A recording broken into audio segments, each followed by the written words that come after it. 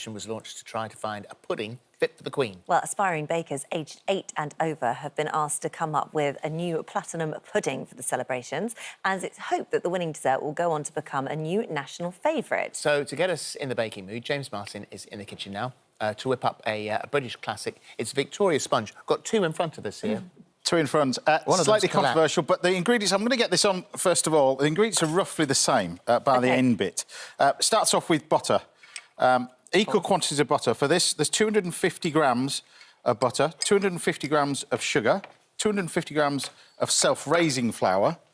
So the sugar is plain cast sugar. The butter is butter, never, ever margarine.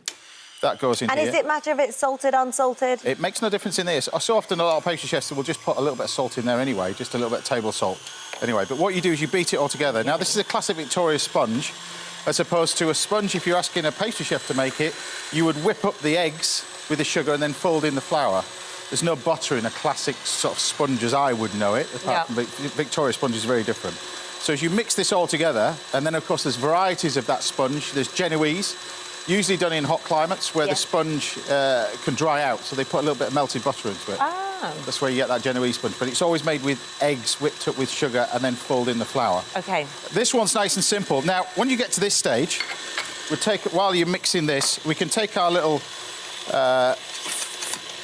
baking tin here, 8-inch baking tin. You want to make a little cartouche. For that, it's making a circle out of a square. Ooh. So you fold this. It's called a little cartouche. As chefs, we don't really have lids in kitchens. Right. Because they're more expensive than the pans so often. You have to buy the lid separate, It's very odd. But and also what you do with them, they're just rolling around your kitchen. So you end up covering it over when you want a lid with what you call a little cartouche, which is a circle. That was very clever. And that sits in the bottom of there. So that's that one done. Meanwhile, this bit over here, the self-raising flour I can't really change. I can increase the flavour of this by adding a little bit of this. So this is a little bit of vanilla. So we can take the vanilla pod. Bourbon vanilla is what you're looking for as well. Comes from Madagascar. They're usually the fatter vanilla pods. You get much more value for money, really. Take the seeds. Don't throw this away, because mix that. Just put it in with some sugar. Yeah, and you get It's fantastic blended. Yeah. It's brilliant with cakes and bits and pieces. So now you can add the eggs. Now, when you're doing this, so often you would worry about it splitting. You don't need to worry about it splitting. You add the eggs, so just drop this down a little bit. Now, the eggs, you can change the recipe. I've got you one of each cake here. Yeah, one of which is done with hen's eggs. A right mess, now, I'm using these cackle bean eggs, because the quality of the eggs is the key. You can see from the egg yolks, you get this amazing, rich cackle bean. Cackle bean? They come from Gloucestershire, Look out for them, they're also amazing. So they go in here. Now, don't worry about it splitting in here. So 5 eggs equates to 250 grams. A lot of the time, you would weigh the eggs in the shell, 250 grams of each. But the duck eggs are slightly bigger.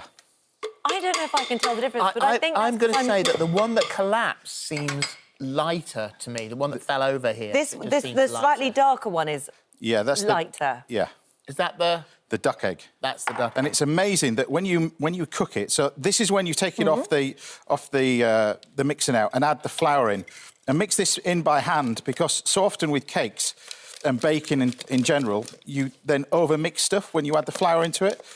Prime example of that is Granny always made the best cakes, didn't she? My grandma always, my auntie, always made amazing cakes. She never had a fancy machine. It was always done by hand. And they would work the gluten in the flour so much less than what you would do in these, so nothing shrinks. It would be just put it in your mouth and it would just dissolve. So use that for the first bit? Yeah, and then once you get... So if you want to get the air into it, that's fine, but once you get to this bit, don't overwork the gluten in the flour. OK. Put that in by hand, and you just pour the mixture in. Now, this is a Victoria sponge instead of like I said, the Genoese sort of sponge, where you've got to really concentrate on folding in that flour. And when you do that, you use a lot less flour, but you would use your hands rather than a spatula. This, you don't need to press it all down to the edge, just drop it. And it goes into the edges. Don't do that with a cake, otherwise you knock all the air out of it. Yep. Pop that in the oven. Takes about 50 minutes, 50 to 60 minutes, depending on what oven you've got. These are the duck eggs, by the way. It takes 4 duck eggs for 5 hen's eggs. So they were medium hen's eggs. 4 duck eggs, much richer. OK. Then we've got our cakes. Now, if you see the difference between the two, this is one that's been made with the duck eggs. This is the one that's been made with the hen. So that's why it's lighter, because it rises. Look at the difference. Yeah. All it is just changing those eggs in there. That's what makes all the difference. Now, This is where you can get controversial with the WI one. You would fill it with raspberry jam and it would be topped with castor sugar. What you need to do is cut this down the middle. Now, the easiest way to do this, rather than just cut it all the way through, you'll end up with a slice off to one side, is put the serrated knife in one way, get it to about sort of a fifth of the way through, and then turn it. And as you turn it, the cut follows the same line, and when you get to the end, you go right the way through. That's very clever, isn't it? And you've got... That's very clever. The same size. Now, it depends what you want to put in here. Raspberry jam, strawberry jam, like I said, it's entirely up to you, but you've got to put plenty in. What's the WI? What would they say? They would put raspberry jam on it and top it with castor sugar. And I know that because I entered a WI competition once, incognito, in my local village, and I got disqualified on 14 counts. Did you? Yeah. Did you? Completely wrong. And I got told so. Yeah, I got put right. You're putting a lot of jam in there, James. Well, you can put less if you're tight. No, I'm just like, that is... And you putting cream in there as well, yeah? Yeah, well... So would the WI put cream in? Well, no, the WI would frown at this point. This is where you'd get your first black mark on your card. But what you would do with this, I'm looking at the Queen Chef, buttercream is one that they use, yeah. But a little bit of whipped cream. Now, you can put whatever you want in the whipped cream as well. A little bit of gin, possibly, because somebody likes a little bit of straight gin. Are you looking at me? Somebody... No, I'm looking at a member of the royal family. Oh, I see. Clearly not watching this, but likes gin. So you can pop a little bit of gin in here. You can put different flavours in, a bit of brandy if you wanted to, but you just... Whiskey would be really nice. And the cream's a good vehicle to put all that extra flavour Yeah, well, if you're going to use strawberry jam and put particularly Scottish raspberries, Scottish raspberries are the best in the world. If you're ever up in Scotland, get yourself the raspberries or buy a raspberry plant in Scotland, bring it back home and grow your own... They are unbelievable. The size of golf balls. They are the best raspberries in the world. Wow. Obviously, that cream, bit of whiskey in this, you've got more or less Cranachan. But... Amazing. And then you take your... And I always think a cake should be the same quantity cream to what it is cake. I don't know. I love you. Eh? Look at that. This is a petit four, this. And then this is, again, where it's controversial.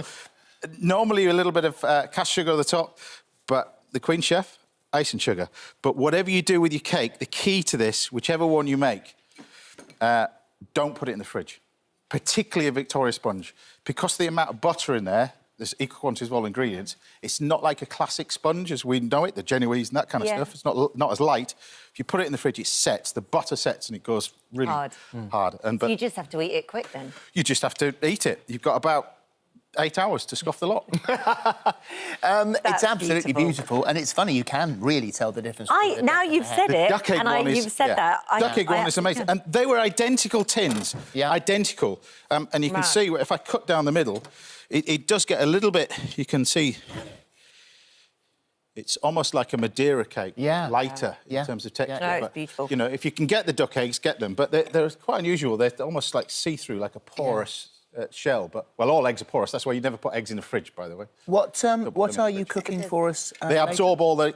flavours. The flavours from the fridge. Oh, right. So if you've truffle, for instance, in the restaurant we use fresh truffle, you'd put that in a bowl with rice and you put the eggs on the top, cling film it, put it in the fridge overnight, and when you break the eggs in the morning for breakfast for customers, truffle scrambled eggs, there's no truffle in it. The truffle flavour has gone through the egg into the egg itself. That's amazing. Thanks. We'll see you in a bit. Anyway, we're doing chicken and bacon next. Chicken and bacon. Salad. Warm winter Slightly salad. more than a chicken. There you go. Look at that. And by the way, it is unbelievable. Oh, yum. With Can't wait. proper crouton. Thank you. For pleasure. details of today's recipe and more delicious ideas from our chefs, download our free This Morning app.